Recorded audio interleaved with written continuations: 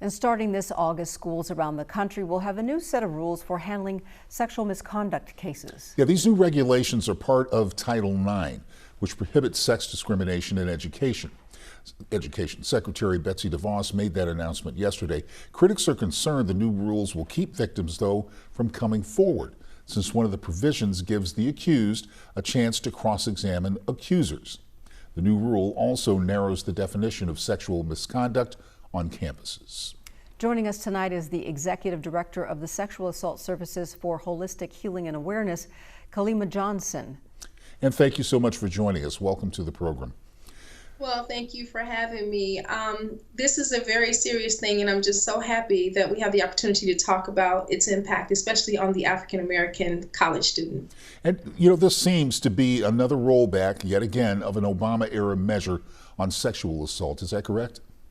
That is absolutely correct. Where the Obama administration had all the rules set up so that survivors had a right to ask for a trial, the amount of time that it took before the investigation was complete, and the opportunity to press charges or not press charges, it just gave them way more autonomy around deciding how the case moves forward once they make the report.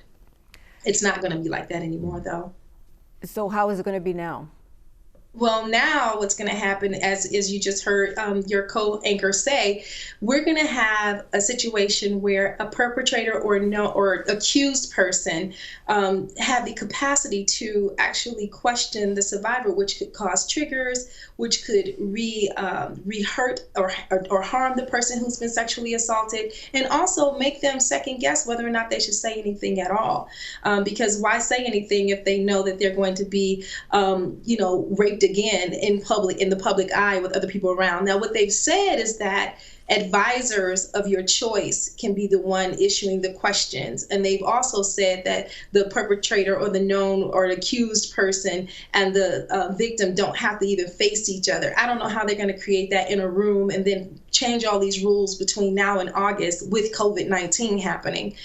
So it's really going to be a challenge for administrators, for college presidents, and for advisors, because advisors are not attorneys or lawyers, they're advisors. And so to be in the middle of that would be probably very harrowing and troublesome, especially if they haven't had the opportunity or the resources for training. Well, this seems to be an absolute 180 from the Me Too movement and what it was supposed to accomplish. And I'm wondering what victims are able to do now. What are their recourses now that this tool has been taken away from them? Well, they can always contact their local sexual assault agencies to get an advocate to help them go through the process of making a report or not making a report. They can still also go to their local police stations to get a rape kit done and evidence collected in case that person who is accused has also done other things. And there are lots of things that they can do in terms of calling our national hotline numbers and things like that to help talk them through it. But what really bothers me, really that gets to me, is that this cross-examining piece is really an opportunity to recreate or revisit old rape myths, such as what were you wearing, where were you going, what were you doing, what were you smoking, what were you drinking.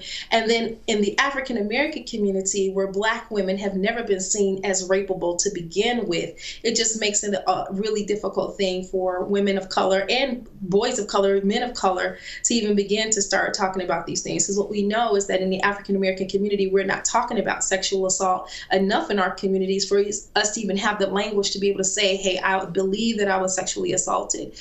So those are difficult things as well. And I'd like to share a resource as well.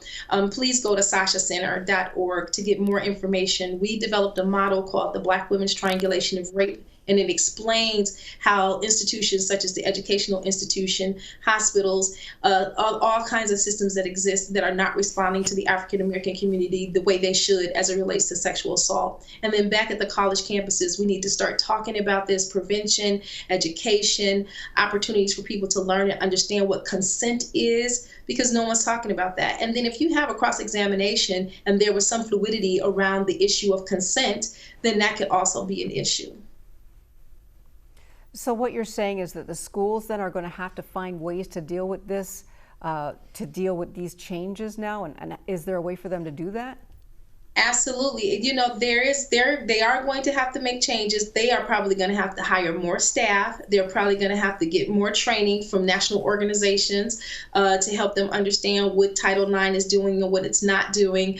There is a program that I have actually developed with an organization called Game Plan, where we have training modules just for staff. We have training modules just for students, and we have training modules for professors, everybody within a college setting, around understanding what the new Title IX rules are going to mean. But it's my hope, I think that there are national women's organizations that are planning on actually trying to fight this change. And so I'm hoping that that happens as well. But if it doesn't happen, some of the very first things that colleges and institutions and universities are going to have to do is figure out the manpower, the woman power, the people power that they're going to need to integrate these new policies and the way that they should be done. Because you have to really think about it. What is the likelihood that they're going to set up a hearing where the survivor doesn't, or the experiencer or the victim of the sexual assault does not have to face the accused or perpetrator of the sexual assault in one room? All right. How's that going to happen? Yes, indeed. Ms. Kalimah Johnson joining us from Detroit. Kalimah. One more time, Kalimah, I'm very sorry. That's one more okay. time. It happens. Okay. One more time before you go, give us your research website once more, please. Absolutely. Our website is www.sashacenter.org. That's SASHA Center.org. And if you have any questions going forward and need support, you can give us a call at 888-865-7055. And for every survivor, every victim of sexual assault, if you are listening to this, it is not your fault. We believe you. Please reach out as you see that you need to reach out. Talk to a friend, a relative, a family member, an authority, someone who you know will believe you. Because that's part of the problem. Sexual assault survivors do not tell when they already believe that they're not going to be believed. And when it's one person's story against someone else's, it's always a very difficult task. And we just want you to make sure you take care of yourself. All right. Well, thank you again. And please come back and join us and keep us updated, won't you? Absolutely. And thank you all for having me. Have a good night and be safe. Thank you. You too. Thank you.